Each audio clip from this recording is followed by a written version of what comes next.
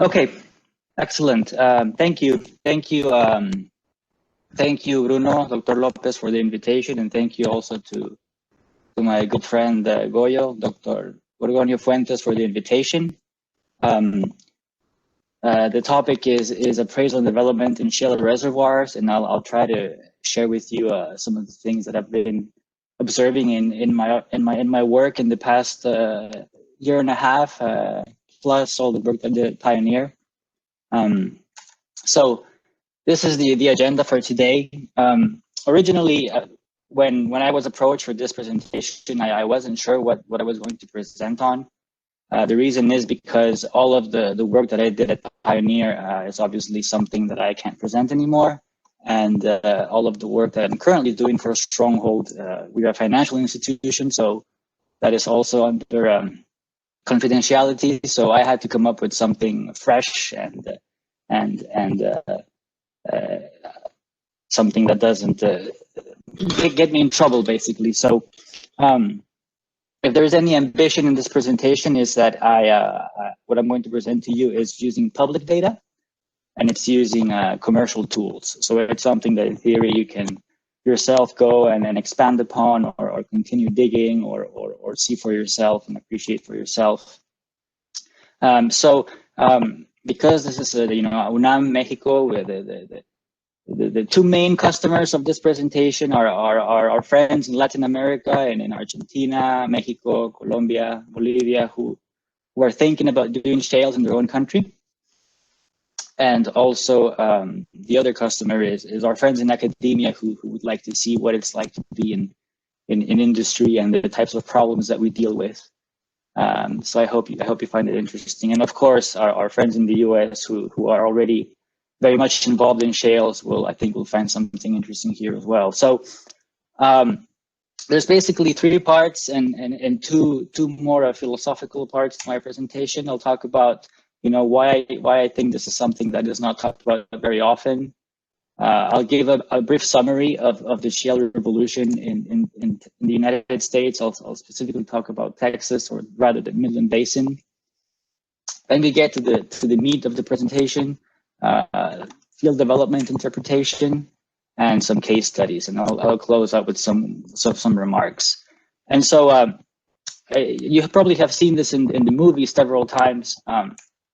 The Rorschach test is always portrayed as something that you show a mental patient of some sorts, or a person, a normal person, and depending on your personality and depending on the things that are in the back of your mind, you see different things in this figure, right? So somebody who's a happy person will see a butterfly, and somebody who's maybe not so happy will see some sort of an aggressive figure, etc. So I decided to get a bit creative and use this as a theme for my presentation, because as you'll see, two people can look at the same data and come to very different conclusions.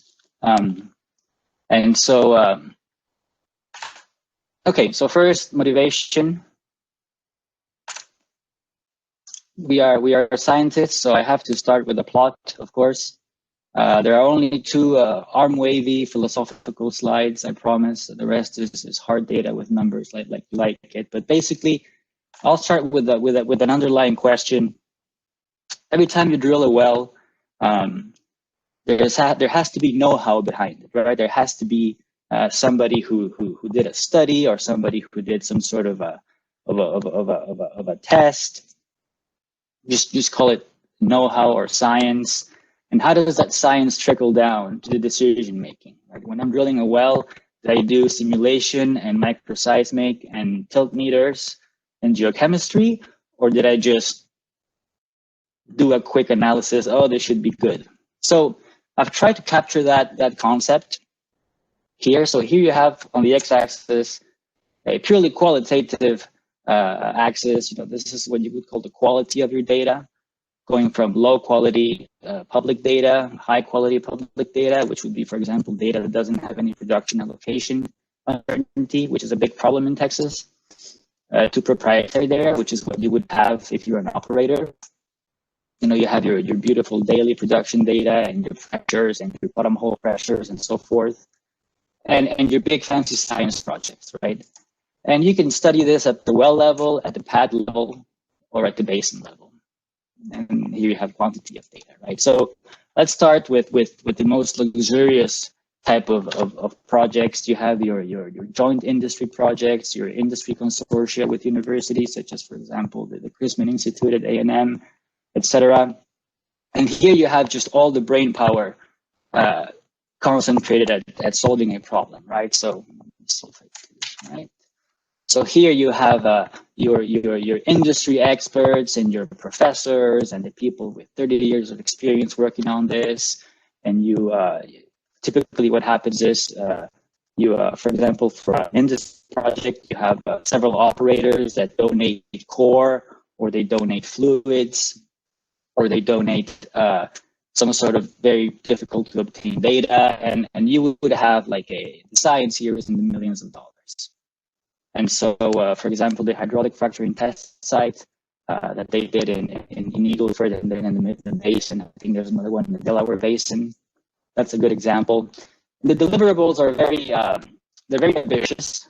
There has to be applied what to do, what not to do.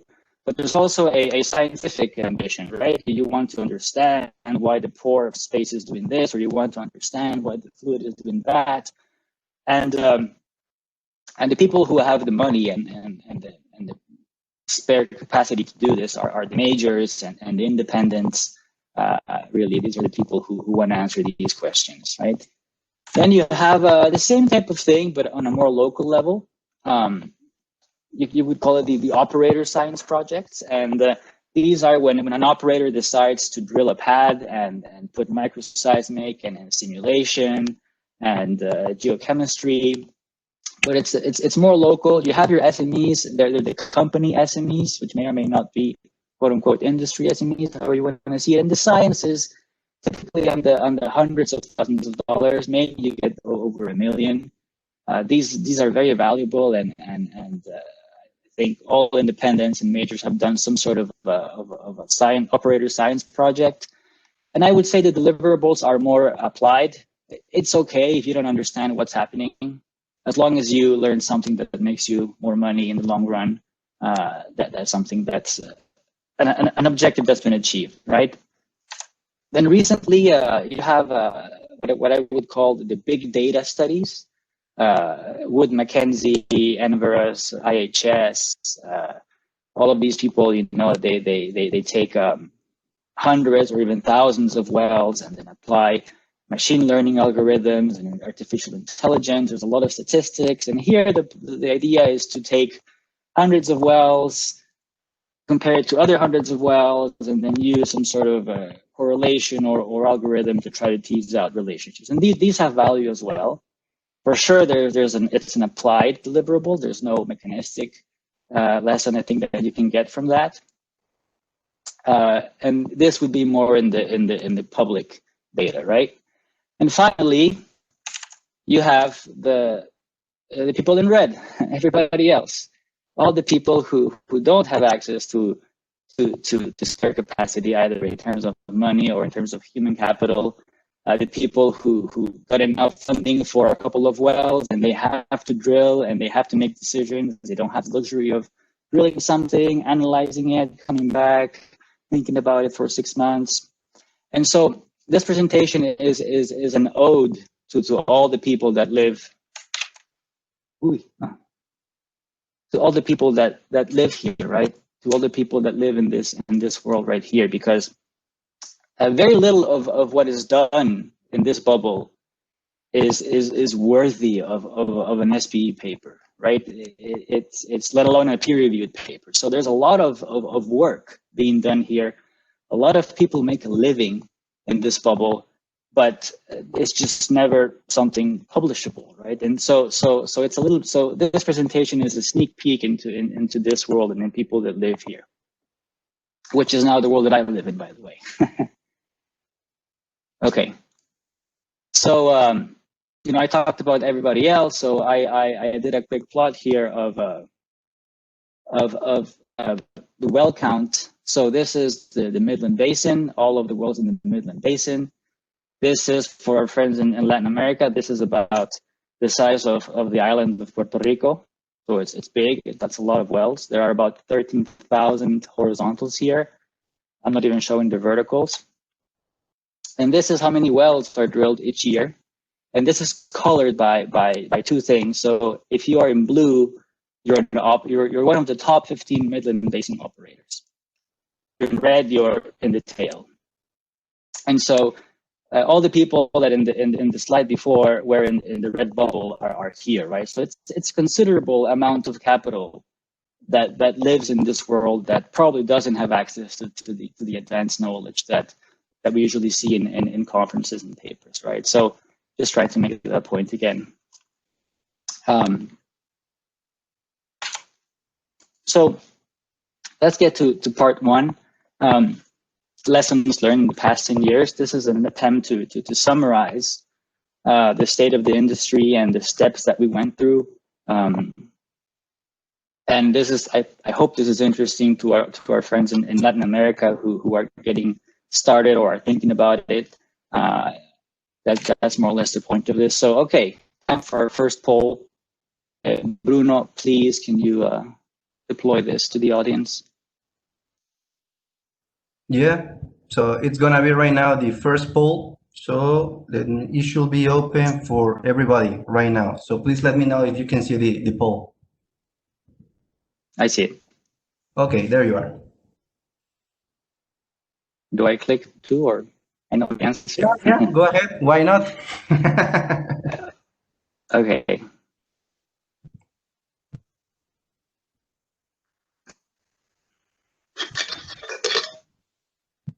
So people are right now answering the poll. So let's wait for, I don't know, 30 seconds, something like that? Yeah, 30 seconds is fine. Okay. Gives me time to.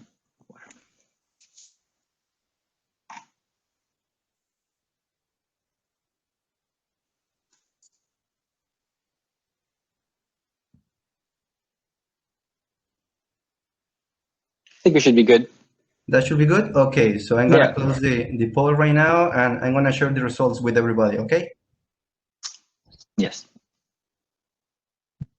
So it's just closing the poll. It's just taking some time. Okay. And once I have the results, I'm gonna share with everybody. So please let me know if you can see the results. Yep, I see them. Okay, there you are. Okay, so most people, the biggest was 20 MMBOE. We had a couple of 6 and 12. Okay, let's see. Close this. So okay, so the answer is 20. So we've all heard about shales being such a vast resource. So this is a plot that shows the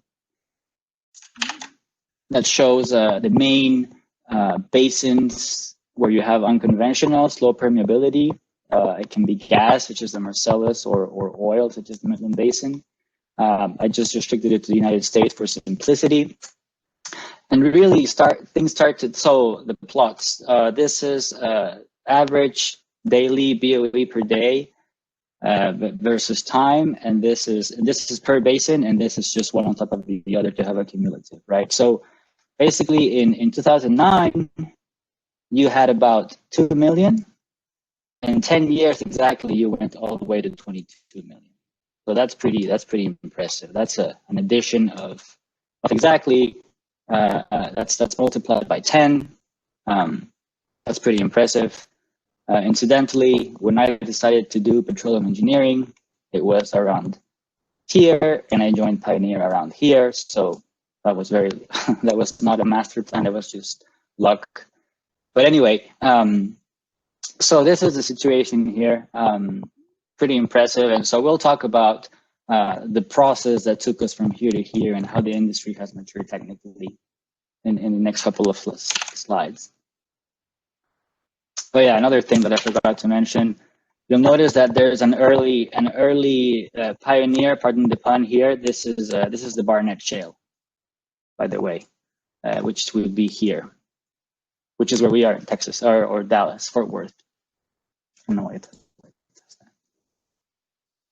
Okay, so next slide. So I'll use Midland and Martin counties as my proxies. Doing the whole United States or even the whole Midland Basin is just too many wells. So I'll take the two counties that I know best, and I'll use them as an example. Here you have all the horizontals in those two counties, 4,500. And this is, I would argue, the heart of the Midland Basin. You have some really excellent rock here. A lot of activity, a lot of oil coming out of here. So for the 4,000 wells that I just showed in the previous slide, this is a box plot of the completion size. So this is pounds of proppant per foot of lateral, right? This is usually what we look at, pound per foot, to be more precise. And so I started in 2011 when people were more or less. Here you have, by the way, this is the 75th percentile. This is your median. This is your P50, and this is your P25. Just reminding you of that. And so you can see that you have three phases here. You have like a what's going on phase, a learning phase, and a stable phase, right? So this is more or less how I would like to break this up. I am just young enough to be a millennial, so I reserve the right to use memes, and so I I use this one. He's a scientist too, and you can see that there's a pattern here.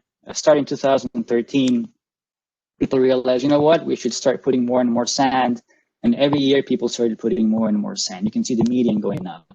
The number of wells is going up as well, and so this represents a lot of sand.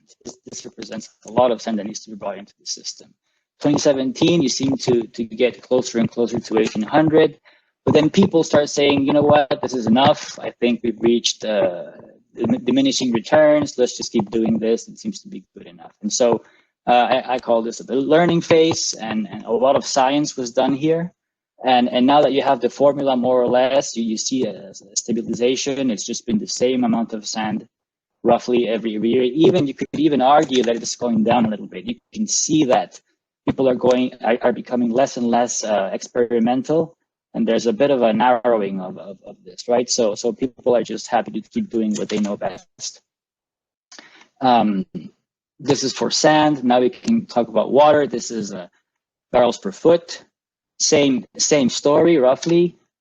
Here you have things all over the place, 15, 30, then it goes down, only 6 wells. And then, by the way, the data has to be present in order for this to be populated. So maybe that's why it's a bit different from the previous slides.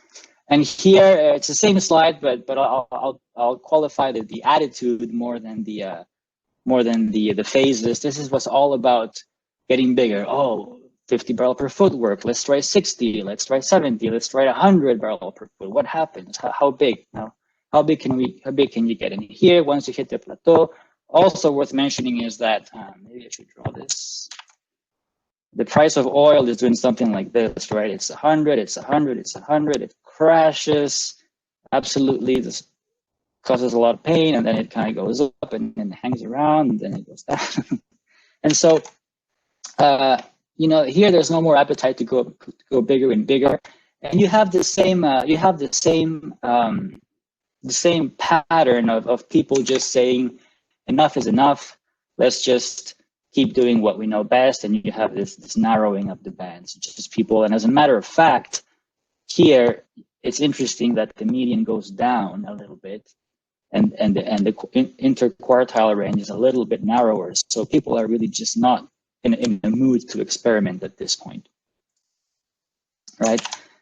And so lateral length, this is for drilling friends. I don't have anything particularly clever to say here. It's just that every year the lateral length keeps getting longer and longer.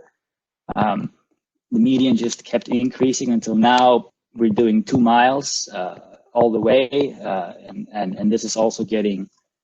You have the same pattern, just getting narrower and narrower and narrower. But not a drilling engineer, but at least in the depths of the Midland Basin. Once you start getting over 2 miles, 11,000, 12,000, it becomes more difficult, and maybe it's not worth it.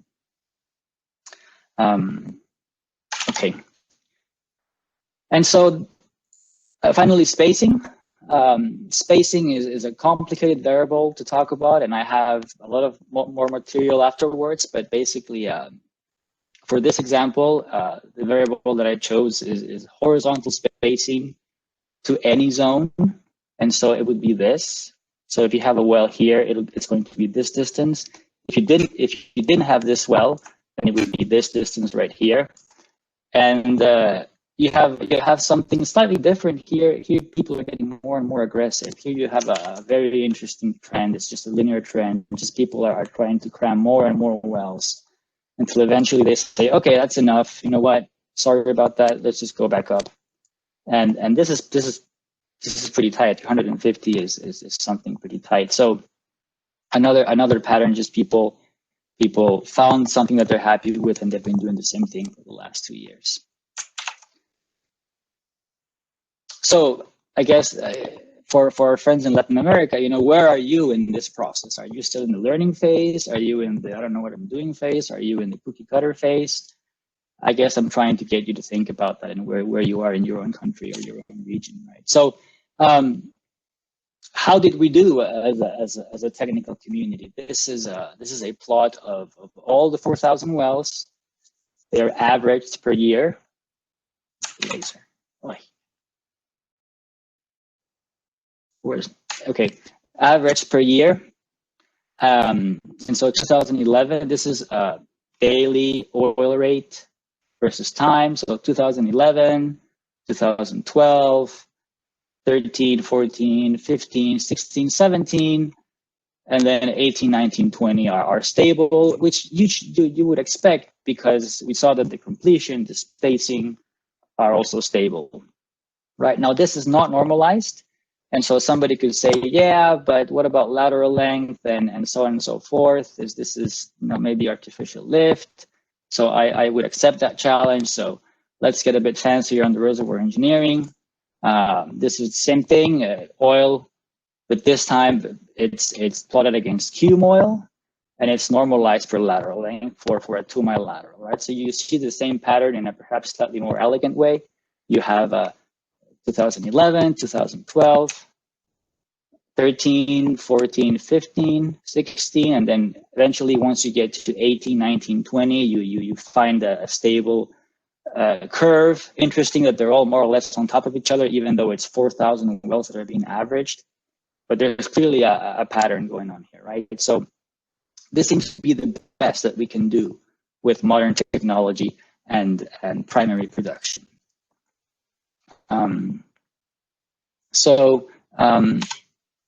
The finishing on with this section, you know, would you like to reproduce this in your own country or in your own basin or in your own play? So what did it take in terms of investment, in terms of things that were pumped into the ground? So here you have the same 4,000 wells that we talked about previously. This is a cumulative plot of the number of wells drilled in Martin and Midland counties only, all the way to 4,500 in 2019. This is a cumulative plot of pounds of sand and billions of pounds of sand that you have to pump. And this is the same thing for water in millions of barrels of water that you pumped into the ground. And you do all of this to get this. This is your oil production, an MBO per day at a specific year. And this is not a cumulative, this is the actual production from the wells at that particular point in time. So it includes the wells that came online at that point, plus everything before that. So, you know, in other words, in order to get to 800,000 barrels per day in 2019, you had to drill in the space of 10 years, 4,500 wells, and pump a lot of sand and a lot of water. So everything else being equal, this is what you would need to do in your country or your region if you want to reproduce this.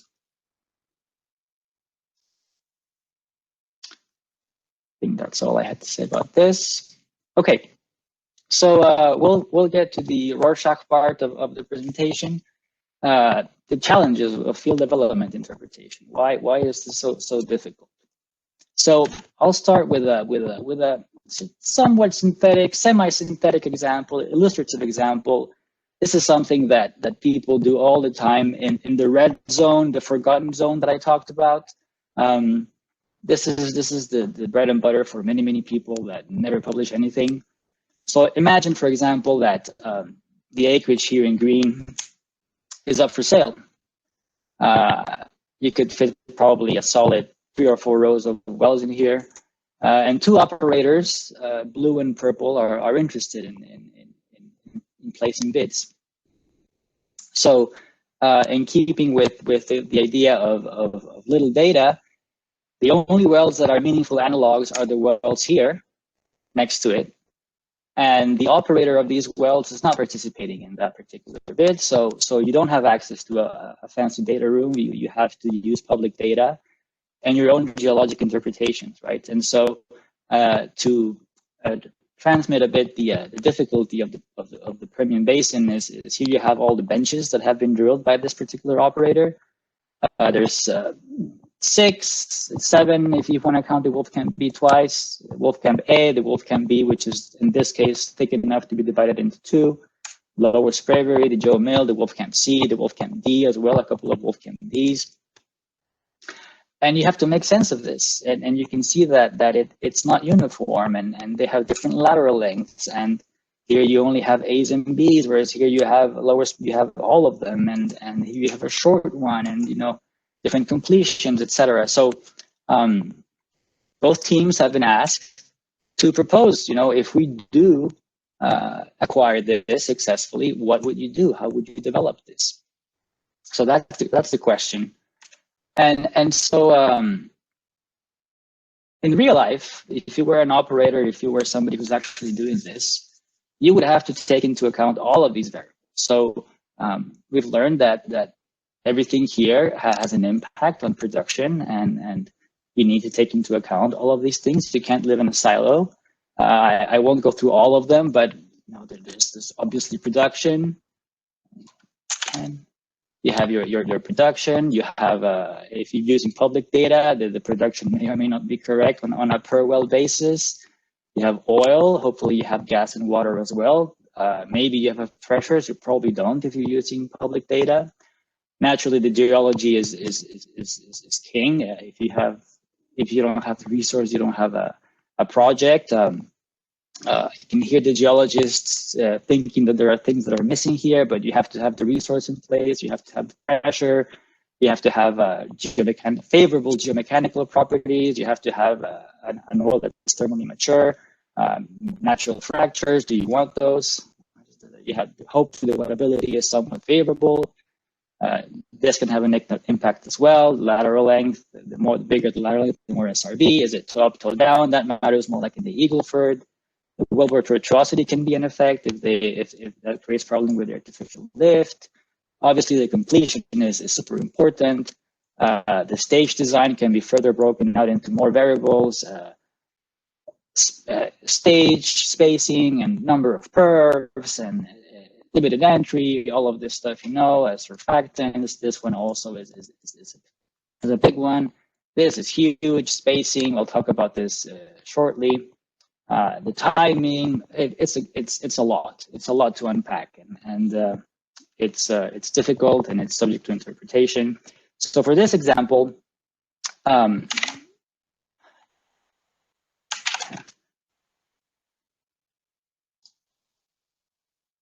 not make any mistakes. Okay, I'll only talk about oil production and spacing, just those two. So you have your oil curves, you want to decline them, you don't have any sort of information that will allow you to do a meaningful simulation study. You don't have pressure, so you can't really do any meaningful rate transient analysis. You just have to use decline curve analysis, right? So now this is real data, and it's real outputs from tools that we have here at Stronghold. But This is a screenshot from Citrine, which I use a lot and I like a lot. Rate versus time, QM versus time. This is 70 months of production. I don't know if you probably can't read that. I know, but this is a well that has over 6 years, 7 years or 6 years of production, and yet you fit the algorithms. You just tell it to decline it, and you find differences here. And so what you have here is for each well, I declined it with these 8 different options that I have, Duong, hyperbolic, logistics, so on and so forth. And then I have a vendor A that proposes 2 different methods, and then a vendor B. And we pay, real money, good money for all of these options. And yet, when you deploy all of them, you see a difference. Sometimes the difference is significant, such as this case. It's probably because the data is maybe only 4 months of production or something like this.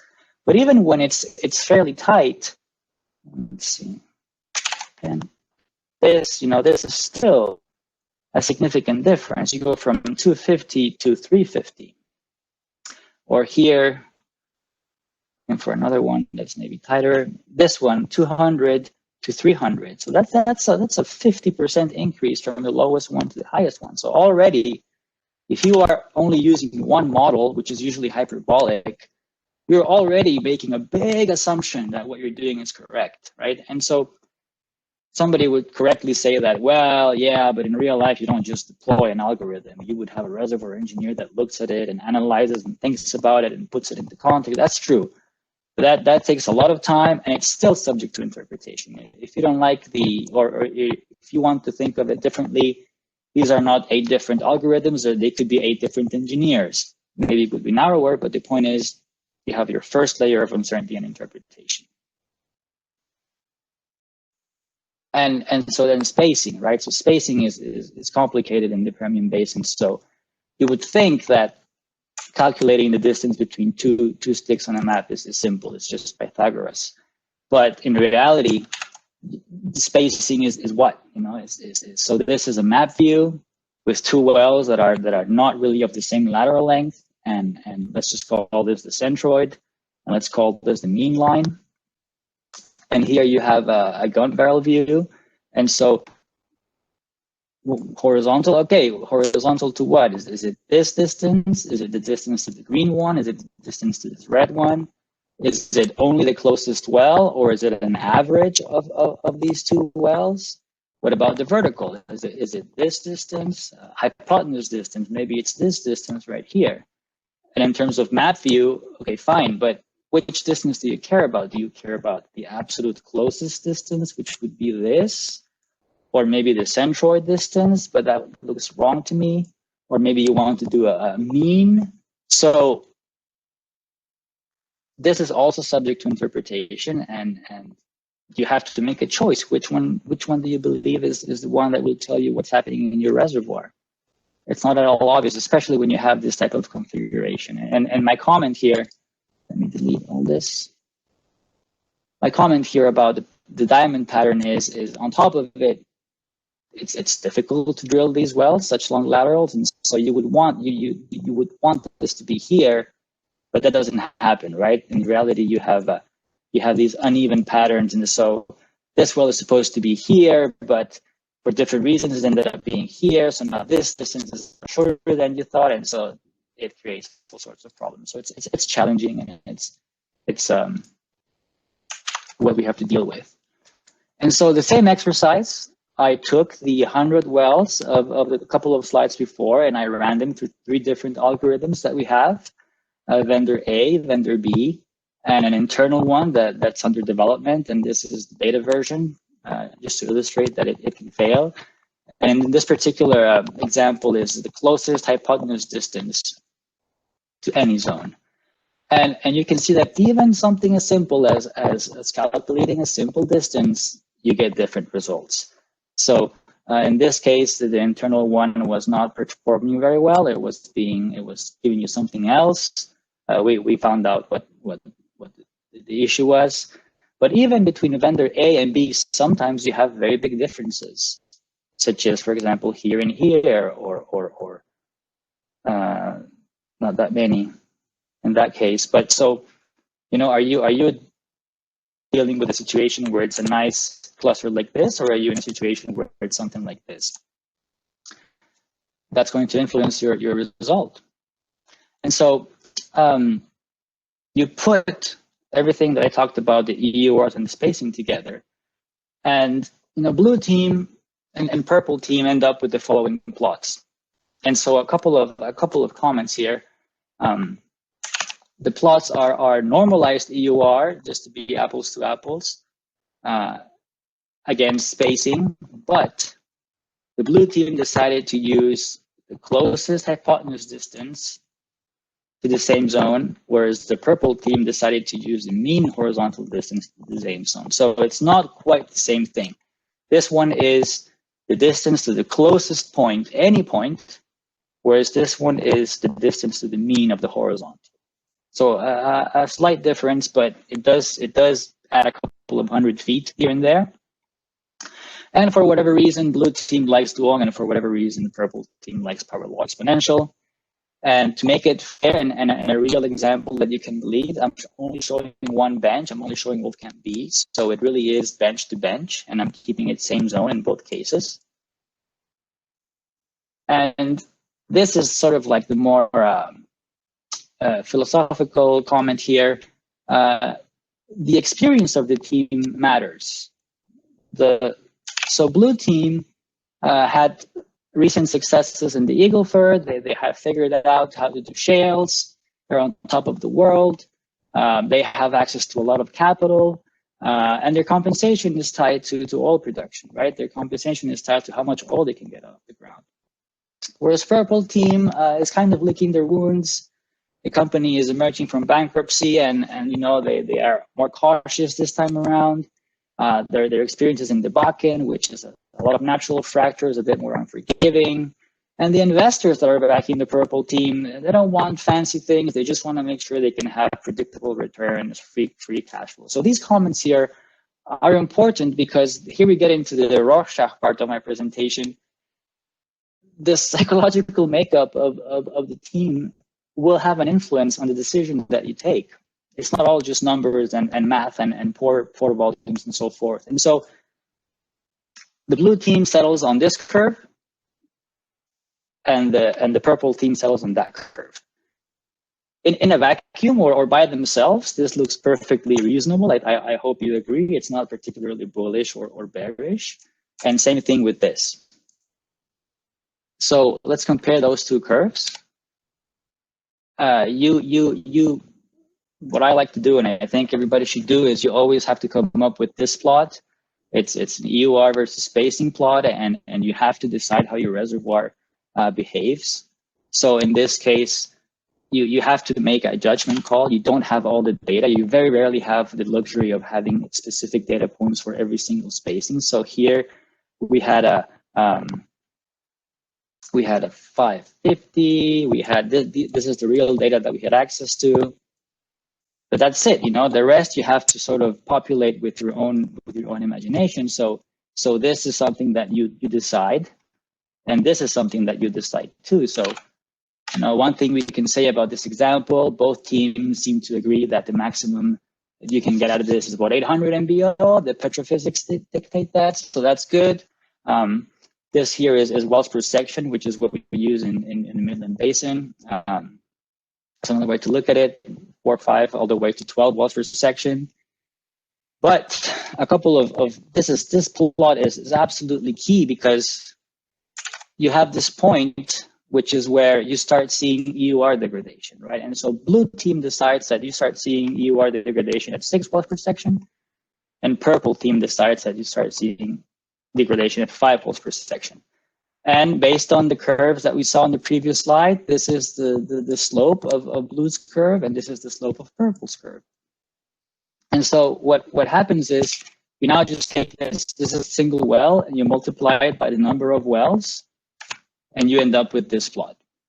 So all I'm doing here, that we are not in Laplace space. This is not anything fancy. It's simply a multiplication of the single well EUR by the wells per section. And those two curves, which look not that different, end up with a drastically different message as to how you should develop your reservoir. And so this is huge. You know, the difference between this and this is absolutely gigantic. And so if blue is right, then they have all this money to make. But if they're wrong, they could be, you know, down here. And similarly, if purple is right, well, they're going to be right here. But then if they're wrong, they're missing out on all this value. So this is a real example. So you might think, let's look at a typical well spacing for the Midland Basin. This, you know, which is a realistic spacing for what people do. This is at about a 50% difference. Okay, so we'll go back to that. But now, time to make this interactive. So I have a question for you. You are the CEO of Blue Company.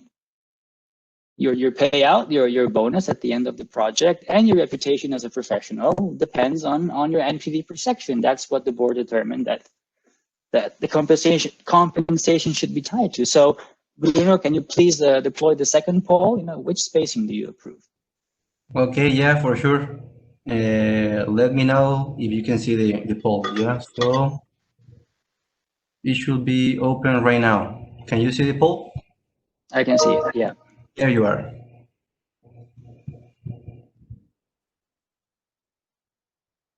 I'm gonna vote too. Yeah, for sure. You know the answer. Yeah, you know the answer. Well, I know what I would do, but I don't have the information, all the information. So. Okay, so let's see what people think. Yeah. Mm-hmm.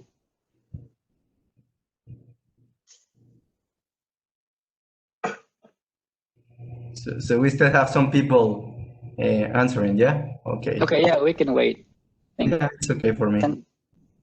10 seconds or so. Yeah, you give me the sign to close the poll. Yeah. Can you see how many, has the majority of people voted? So we have 57%. Okay, that's enough. We don't want to keep. That's enough? Okay, so I'm going to close. Let's see what happens. Okay, let's see what happens. So I'm going to close the poll right now.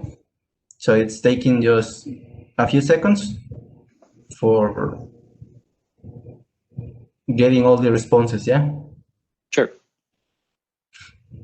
So I'm going to let you know.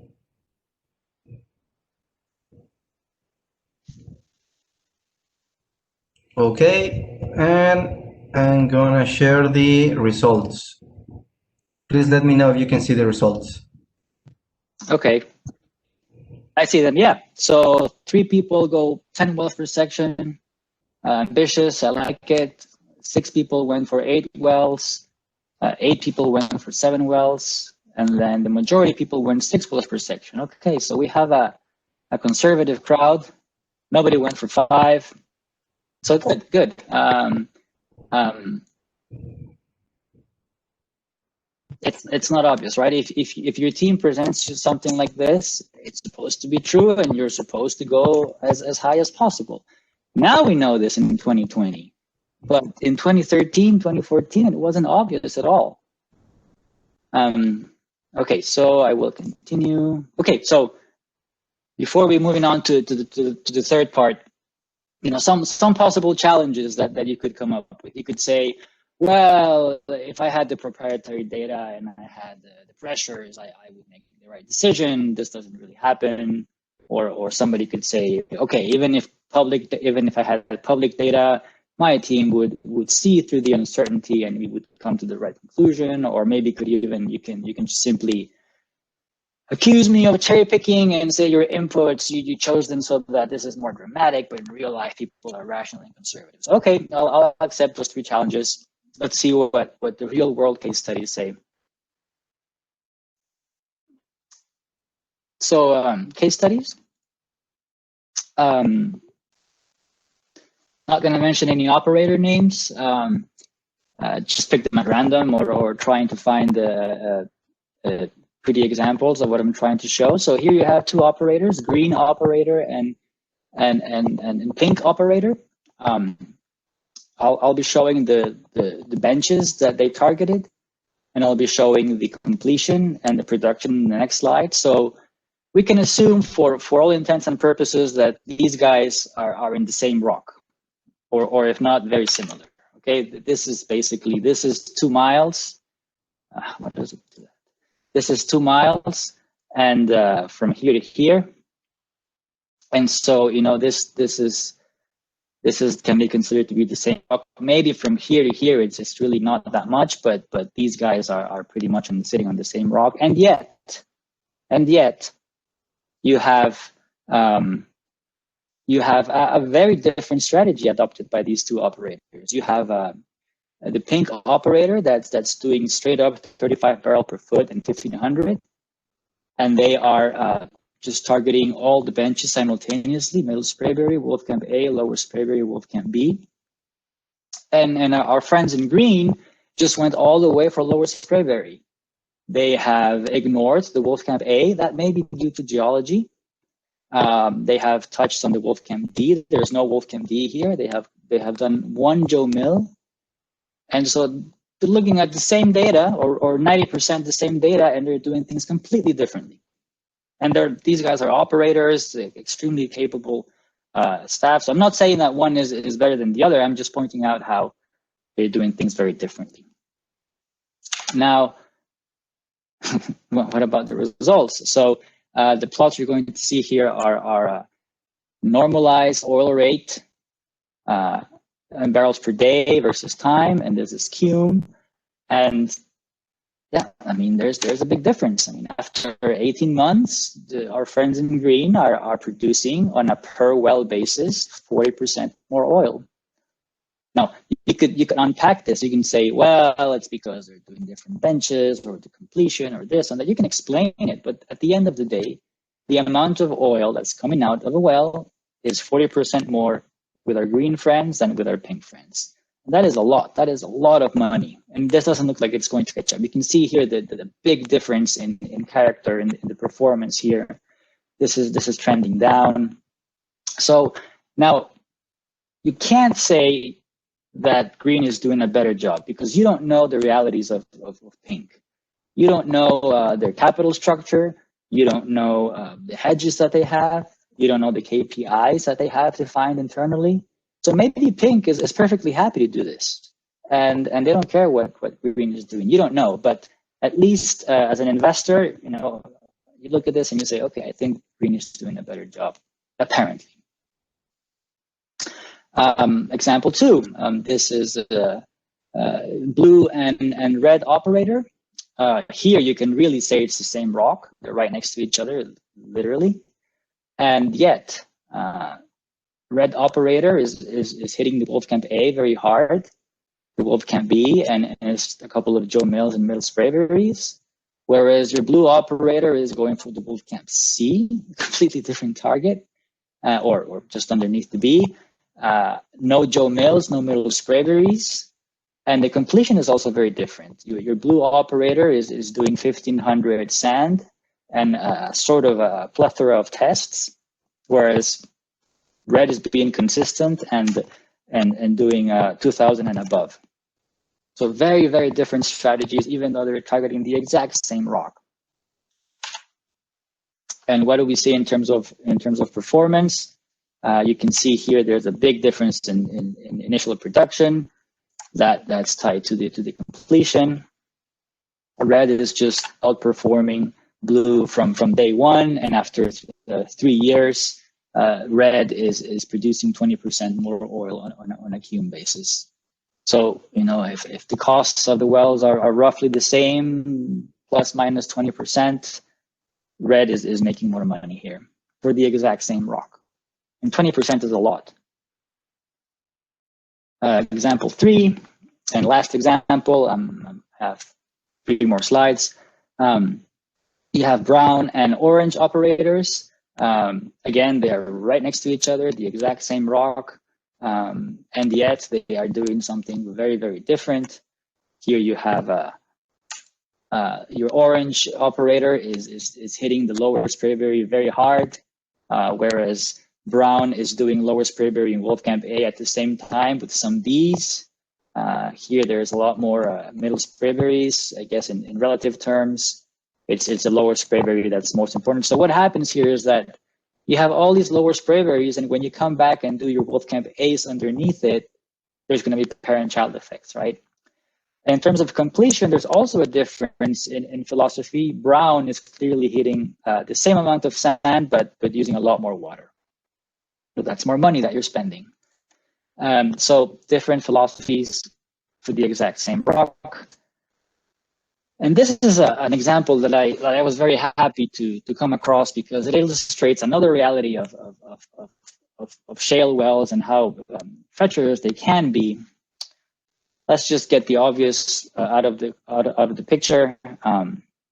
At 70 months, roughly, there's a 25% difference. So our friends in Brown are doing a better job. But even more pernicious is the fact that for the first roughly 15 months, the two curves are identical. So this means that for the first year, our friends in orange thought that they were doing a good job. So you have two competing philosophies. You put them on production, and you say, well, good job, guys. We had a type curve. We're meeting the type curve.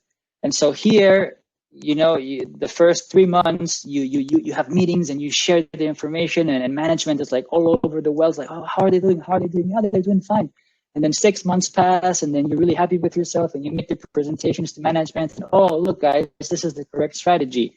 And then here's when you approve the budget for the next wells. And here you're drilling the next batch of wells. And this starts to happen, right? So very, very treacherous situation. A lot of money is being wasted in this, but you can't blame them.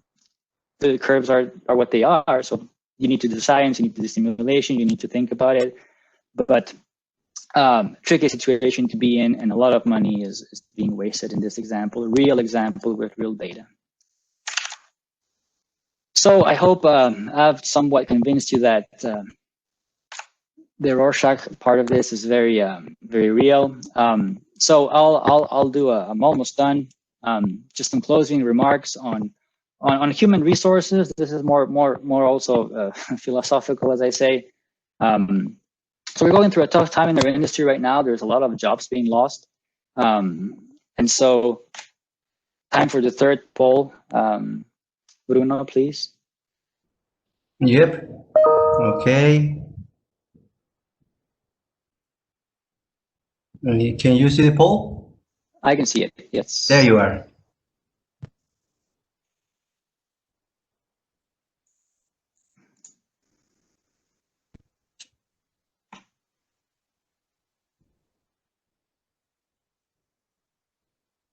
Let's give it, I don't know. Yeah, some time, because I think this one, it's really good, yeah? To see what happens right now, right? Yeah? In the companies. Yeah. How are people, this is anonymous. We're not gonna tell your boss.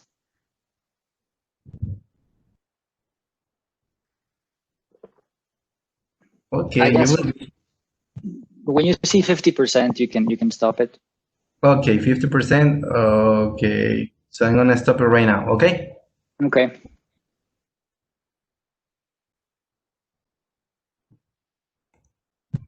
So it's just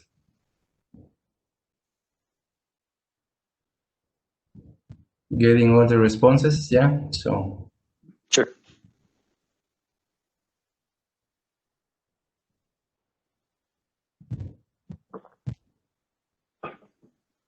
There you are. So I'm gonna share the results. Let me know if you can see the results. Yep. Interesting. A very even distribution. Understaffed, just about right, and then the no comment is I take it as overstaffed, but no comment is not comment. But okay.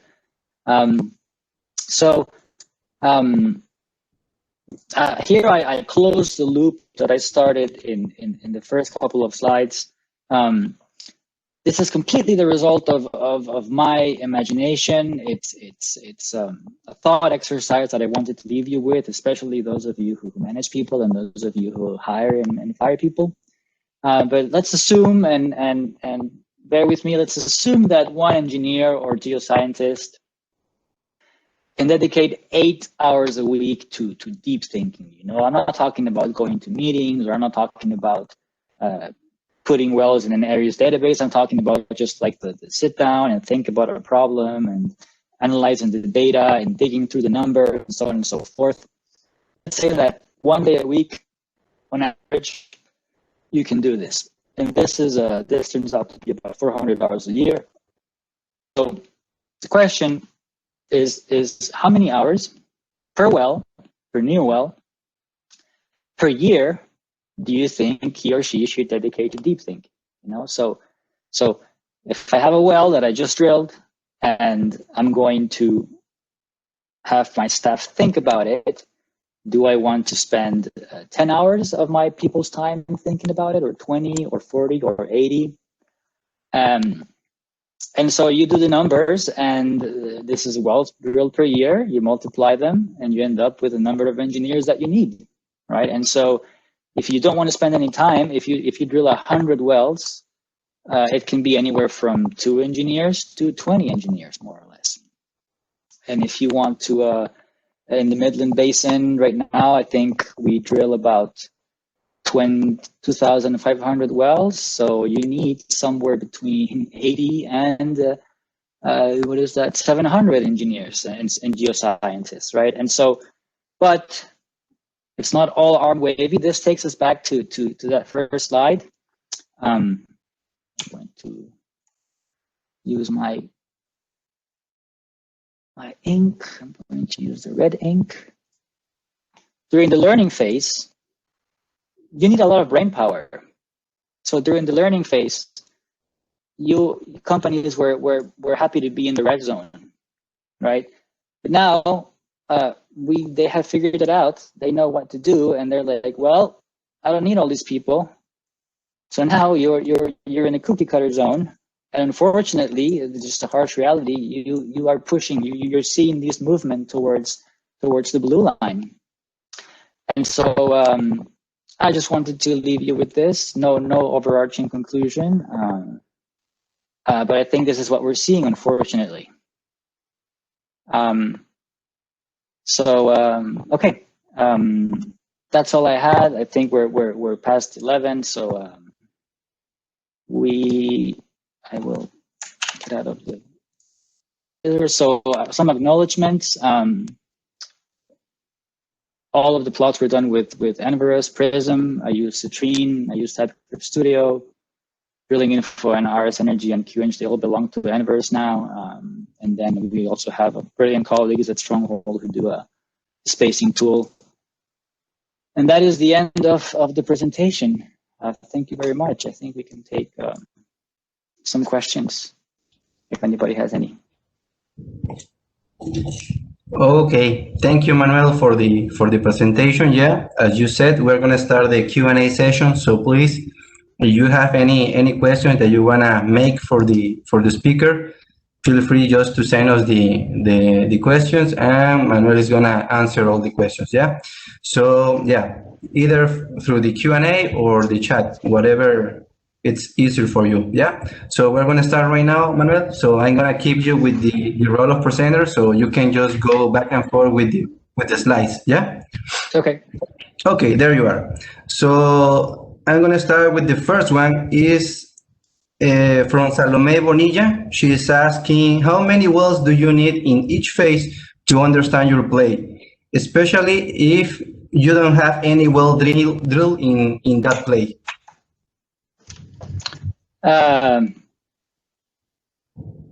So thank you for the question. Probably thinking about this. How many wells do you need? Dozens, I would say, and dozens with good science in them. Microseismic simulation, phase behavior, PBT, a strong team of geologists who can understand the rock. It's not just drilling them; it's doing them in a very controlled manner, and trying to keep the variables. We're trying to move just one variable at the same time. Would be my say, in the dozens, not the hundreds, but not just a couple. Especially if you want to do spacing tests. A spacing test is a minimum of 3 wells for it to be meaningful.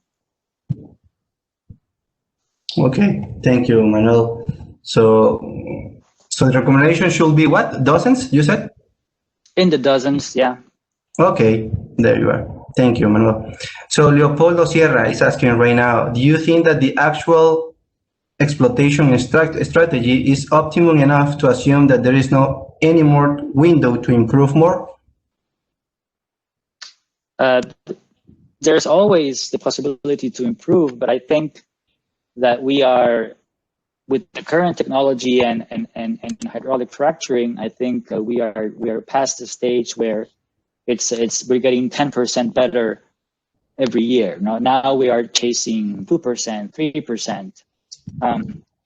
I think the next phase of paradigm shift is enhanced oil recovery. I think that gas injection is going to be the next big shift in these wells that are going to be able to, that are going to let you get this.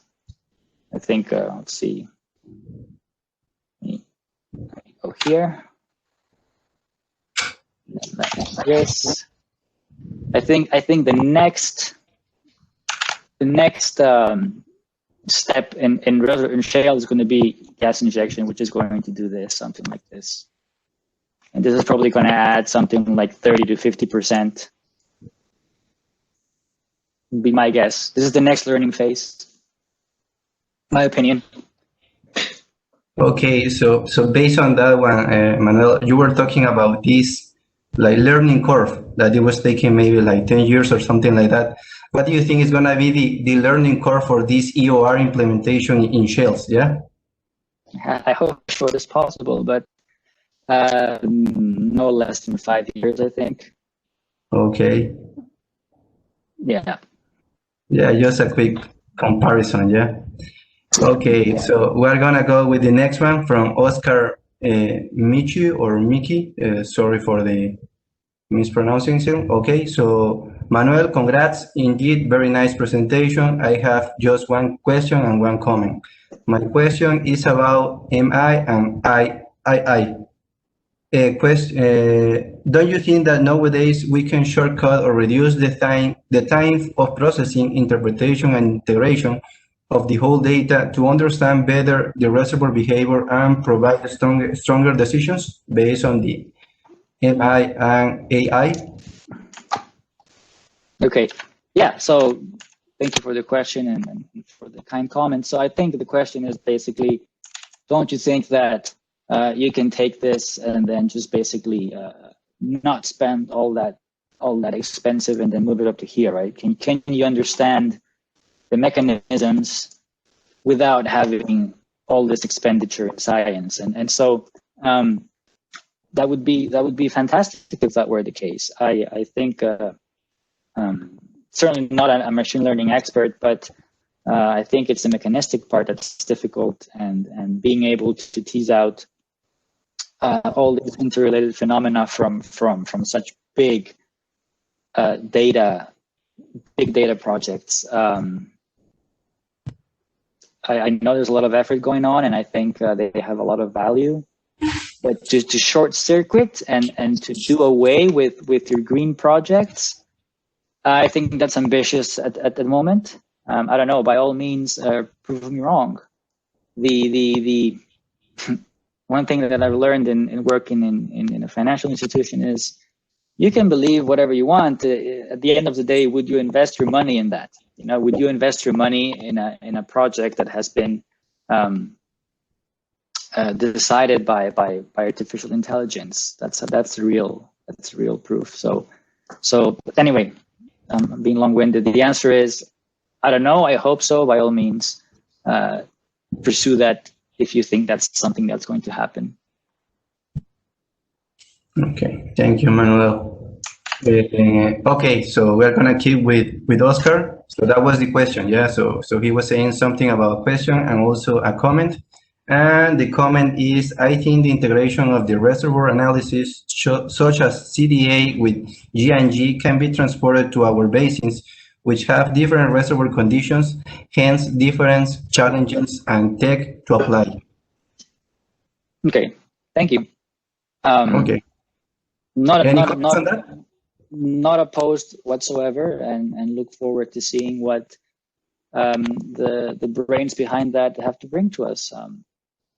Personally, I would like that to work, because I don't have luxury of deploying microseismic and simulation on thousands of wells. So I fully support your efforts, Oscar.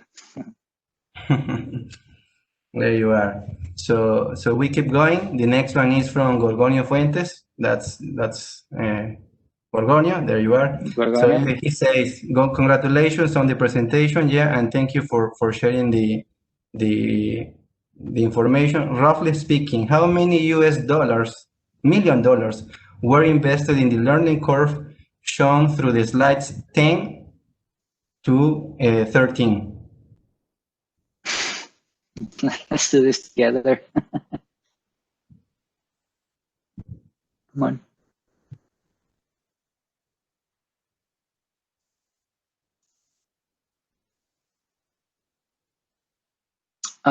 Let's do this. Is probably the easiest. So the learning curve is roughly up until 2017. So that's 2,000 wells. And so what's 2,000 times, let's call it, including G&A and everything, let's call it 15 million. So $30 billion. Okay. Right? Yeah, 2,000 well times this is a million. Yeah. That's right, no? 30 billion, yeah. Okay, well, Gorgonio, that's the money. Yeah, that's the amount of money invested. So that's. But hey, if you do the science correctly, and you could skip that and hopefully cut it down to 10 billion. Well, as you said, it was just the learning curve. Yeah, so it was taking some, I don't know, good and bad sides. Yeah, from that one. Yeah, so. Yeah. So it is always like that, yeah. So we're gonna keep going, Manuel. So the next one is from Salome Bonilla again. So she's asking, based on the spacing that you show in the examples, can you frac the wells in the same path while the others are producing? Thank you for the question. I would not recommend that. So if you are, for example, where's my part 2? If you are, for example, producing this pad and fracking this one, there's going to be communication, and it's going to water out your wells. Your production engineers are going to, rightly so, hate you. No, you have to shut in the wells that are nearby. In the Midland Basin, it's about, rule of thumb, 1,500 feet. You shut everything. You shut your verticals as well, frack, and then once you start producing, you turn everything back on. Yeah, you don't want to do that.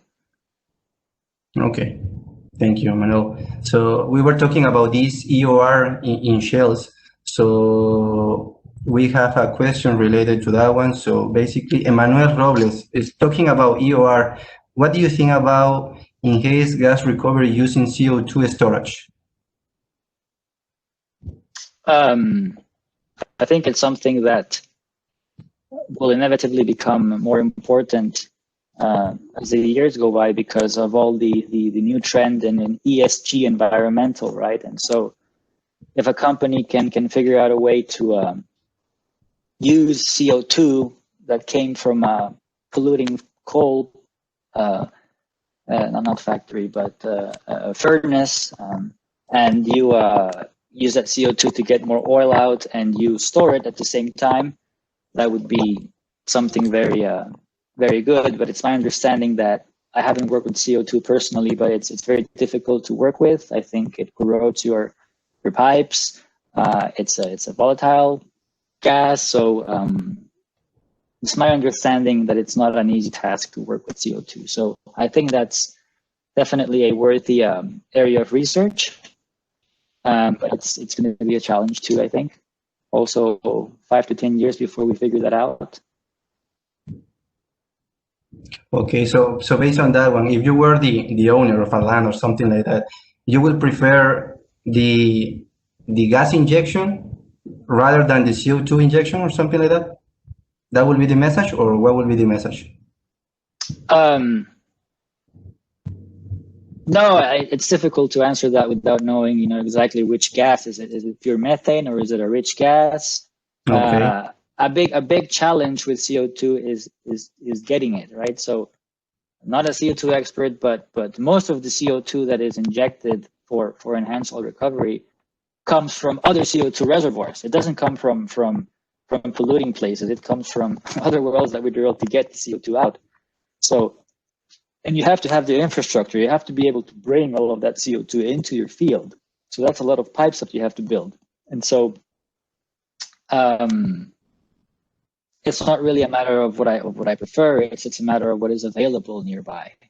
And very often you don't have like a plethora of options. Oh, I could have CO2. I could have ethane. It's just like, oh, if I'm lucky, I can hook up to that and it only has rich gas.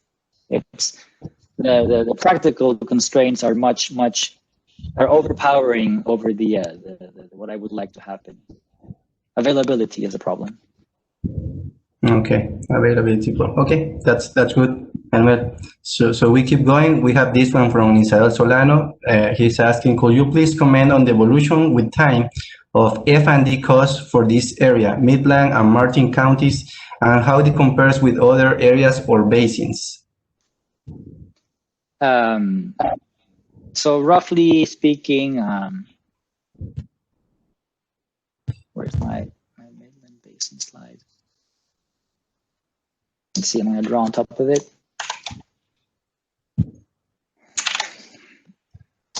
I would say it parallels the oil price. Maybe at the beginning it was something like $15,000 to $20,000 per acre, and then when people realized that there was this huge resource, it shut up, and then you saw deals in 2015, 2016, which were very expensive, $45, $55 an acre, and then the crash happened. And I think we are stabilized around maybe 20 for really good rock, maybe 30. Oh, sorry, this is in thousands of dollars per acre. So $30,000 per acre would be like a good acquisition cost in very good rock in the Permian Basin. But here is a mystery what's going to happen here, because you need people to drill for this to make sense, right? So, yeah, I hope that answers the question. Okay, thank you, Manuel. So we have another question related to this EOR. Do you recommend EOR as soon as possible in the life of the shale play, more or less 2 years of production, or it should be better to wait for more time? I think nobody knows the real answer to this. I'm sure that we have in the audience many people who are experts in this. I know we have in the audience people who are experts in this and know more than me. But I think the consensus right now is wait for the primary production to peter out. Wait at least a year and a half when you start having your rates lower and your fractures start to close. And then you start EOR. I think I just haven't seen or heard of anyone doing EOR as soon as the well is open. I like the idea, but I think a lot of studies need to be done. And there's also a capital issue, right? There's you wanna have that trusty cash flow at the beginning. You don't want to interrupt it and then pour even more capital into it with compressors. And so, no, it's an excellent question. Nobody knows the answer. I can imagine a scenario where it is a good idea to put it from the beginning, but in 10 years, we'll know the answer. Okay, so we have to wait, yeah, for that. There you are. But a Okay. very good question. Yeah.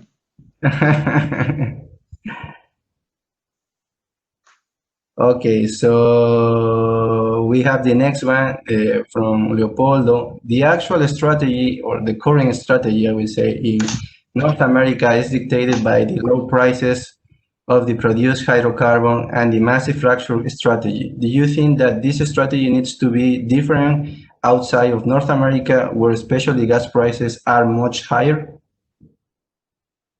Yeah.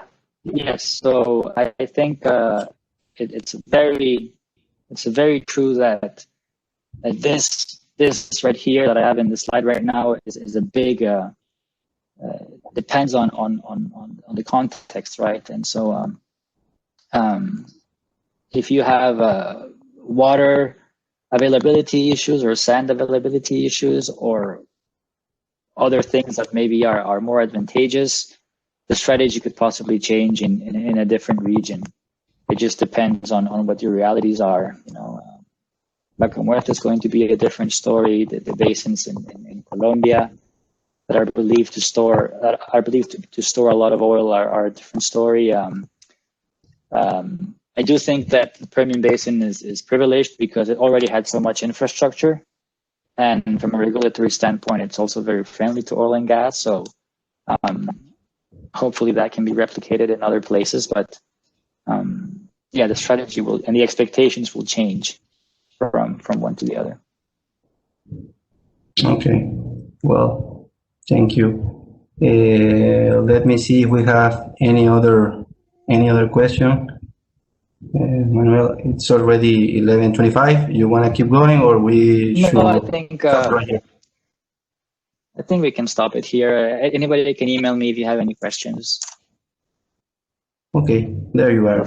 So thank you, Manuel, for this Q&A session. Yeah, so hope all the questions are answered. Yeah, by Manuel. So we're gonna keep going. Manuel, right now I'm gonna be the presenter. So just to wrap up everything. Yeah. So okay, sure. It's gonna come back to me. Thank you for the presentation, Manuel. Yeah. No, thank you for the invitation. It was an honor. Okay, there you are. So we're gonna close basically everything right now. So let me see if you can see my presentation. Yeah. So Yes. we are here, Manuel. Okay. So thank you again for being with us. Yeah. So this is just a certificate of participation. Yeah, on behalf of the School of Engineering, the Division of Earth Sciences Engineering at Universidad Nacional Autónoma de México, UNAM. So we hereby awards this certificate of participation to Manuel Cossio for this outstanding presentation, Appraisal and Development of Shale Reservoirs, a hard science or a Rorschach test, as part of the series of webinars organized by this project that is called PONENCIAS DICT. As we know, the slogan is Bridging the Industry with the Academia. So today is November 13, 2020. And it's signed, this certificate is signed by myself, Bruno Armando Lopez Jimenez, Assistant Professor, and the head of the Department of Petroleum Engineering, Israel Castro Herrera, and the head of the Division of Earth Sciences Engineering in the School of Engineering at UNAM, Dr. Enrique González Torres. So we're going to make sure that you get this certificate, Manuel. We're going to send this one, a digital version of this one by email. Yeah, so thank you, Manuel. Yeah. Thank you very much. Thank you, Bruno. Oh, my pleasure. Yeah. So hope, as you said, this will be useful for everybody that are working on these shale reservoirs. Yeah. Hopefully so. Okay. There you are. So thank you. Okay, so just to finish everything, I want to thank everybody that is connected, that is still connected. Thank you for the attendance.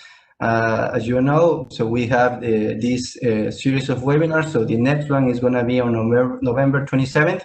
And it's going to be given by Dr. Erdal Oskan from Colorado School of Mines. And the topic is going to be big solutions to small problems. So we hope that you can connect, that you stay in touch with us, and the registration will be available soon. So please fill the registration form that is going to be open next week. So you will be able to be in our database, and you will get the link for the webinar. Yeah. So as I said before, you can follow us through the social media, and also you can send any comments about this webinar and the previous ones through our email. So thank you again for the attendance, and thank you, Manuel, for the presentation. Yeah. Okay, great. Thank you very much. Have a great rest of the day, everyone. There you are. So enjoy your weekend. Bye. You too. Bye-bye.